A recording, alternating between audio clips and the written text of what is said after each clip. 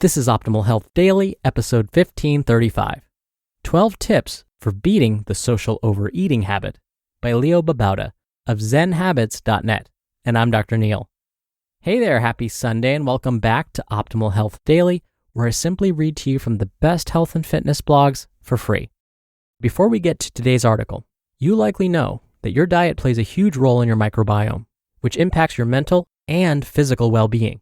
And pendulum glucose control is the first and only medical probiotic that's designed to manage A1C and blood glucose levels through the health of your microbiome.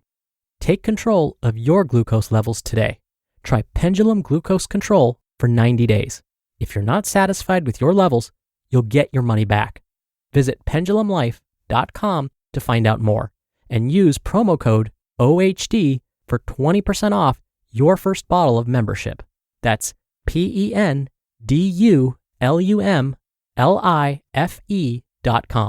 Promo code OHD.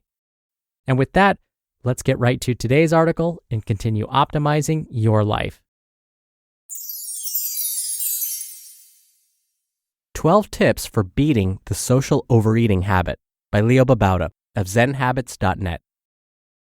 While I've learned to eat much healthier over the last 6 or 7 years, one of my biggest challenges has been overeating on social occasions. There are holidays like Thanksgiving and Christmas, but there are many more. My kids' birthday parties, going out to dinner with my wife Ava, get-togethers with friends, social gatherings of business colleagues, drinking with best friends. I've always tended to overeat because, 1, I'm distracted by conversation and so I eat mindlessly, and 2, unlike at home where I've created a healthy eating environment, I tend to be surrounded at these occasions by boatloads of tempting but unhealthy foods. I've gotten better recently though, and have been teaching myself healthier habits. My main habit is simple on the surface: mindful eating. Mindful eating is simply being aware of your eating, of your body's actual hunger signals, as opposed to your brain saying, eat all that sugar and fried stuff. It's also being aware of your urges to eat more when you're not hungry, of your snacking even when your stomach isn't asking for more. Mindful eating is eating slowly, fully tasting the food, appreciating every bite, being conscious of what you're putting into your body, savoring but not overdoing. Mindful eating, though, can be tough to do when you're distracted by talking to friends and family. So I asked readers on Google Plus to share their tips for beating the social overeating habit. You came up with some great ones. I shared these tips in hopes that you'll find them useful during holidays, social gatherings, and beyond. 1. Constant awareness of bodily feedback and sensation. Ask yourself, am I hungry? Do I need more? Being aware of your body's hunger signals is a skill that has been overridden by years of overeating due to food reward properties like sugar, salt, and fat, but it's a skill that can be relearned with practice. 2. Don't go to an event hungry. Eat something healthy and at least somewhat filling before you go. This way, you're less likely to mindlessly snack.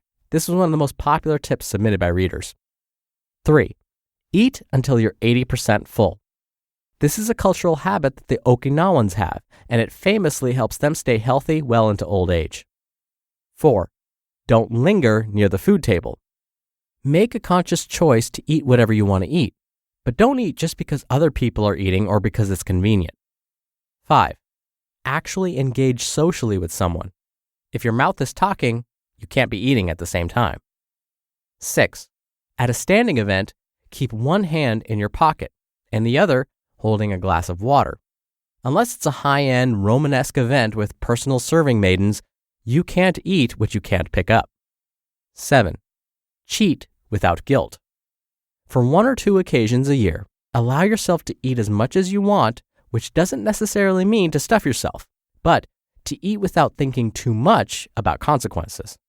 2 big meals on Christmas or similar occasions don't spoil a year-long habit of healthy eating. Don't overanalyze, just enjoy without a bad conscience. 8. Plan behavior beforehand and plan it specifically.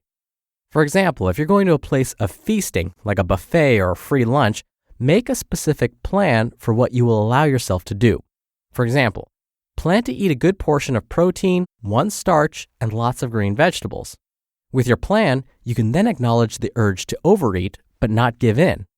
be sure to make a specific plan before the event and not on an empty stomach. 9. Place your two palms together. Whatever fits in between is the approximate size of your stomach. Project that onto your plate and put only this much food on it. 10. Drink lots of water and eat slowly. Eating slowly allows you time to hear the faint but clear enough cries coming from the belly. 11. Get over the idea of finishing your plate and be stubborn about stopping when you're full. Most people are conditioned from childhood to finish everything on their plate, so they'll keep eating even though they're full. Be warned, though, that other people will sometimes get upset at you for not eating everything. Stick to this response until they move on. It was great, but I can't fit any more in. And 12, try to count up to 15 chews per each mouthful. That will really slow you down.